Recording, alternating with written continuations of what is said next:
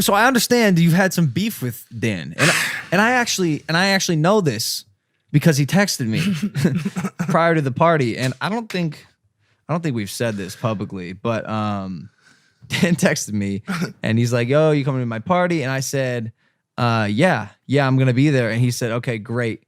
And I asked him to bring my friend Brooklyn Beckham, David Beckham's son. And then he specifically, Dan, went out of his way to say, "Yeah, just not that Mike guy."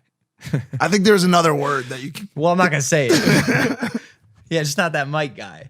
So Dan banned Mike from his house. And so we're all a little confused. And this wasn't even the first time that it happened. Like I don't think I was able to go to the last party either. So evidently there was some sort of miscommunication or unhappiness about an episode of The Night Shift, everyone's favorite nightly news show, that I shot with Katie Bell and one of the other girls. And he didn't really like that episode or the way that he was portrayed or the girls were portrayed, but it was a big miscommunication. Everyone knows the Night Shift is very tongue-in-cheek, very sarcastic, and I don't think it was read properly. And so he texts Logan and says, "Someone said that guy Mike made a podcast, apologized to me. I don't know the guy. I was just told he was talking shit about me. What's his deal? You vouching for him?" I said, "Yeah, absolutely. He's my best friend. I don't know what the miscommunication was, but he was never talking shit and he loves you and Ignite." Then he said, "He's your best friend." And this was my opportunity to double down or be like, I mean, he's an acquaintance, but that's my boy. He went on the same podcast. He said, "Yeah, he lives with me 2 doors down." Then he said, "Give me his full name," and he said he can come. And he even went public with it. He tweeted this, Dan Bilzerian. "All these tight-ass politically correct Hollywood dipshits so salty. I'm about to have the best party of the year and they can't get in."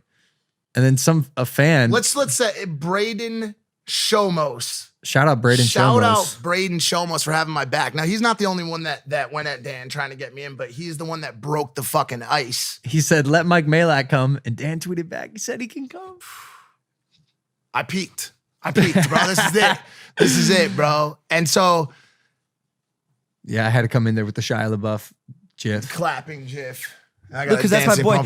Was it fun? Because I know you went with the younger Paul brother. You went with Jake. And those parties are always a blast.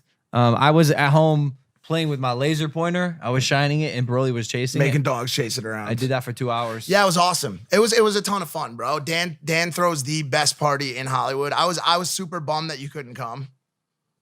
I think it would have been even more fun if you were there, but being there with the younger Paul brother was a blast. I mean, every girl that you see on Instagram was there, and I got a chance to talk to Dan too, and formally, squash the miscommunication. I was like, I don't know what the fuck all this shit is about, dude. He was like, "Go have a good time." I got like 10 seconds with him, and I was like, bro, I mean, he's like the supreme leader of like the delinquent set that I run in. Yeah. You know what I'm saying? I never meant to disrespect the guy. Yeah, but, facts. Yeah, you missed the party, bro. Yeah, I did, but I'm all right. I'm if I'm being honest, FOMO is no longer even a part of my brain. I'm just so locked in. Like I don't care about parties. I really don't care about anything except crushing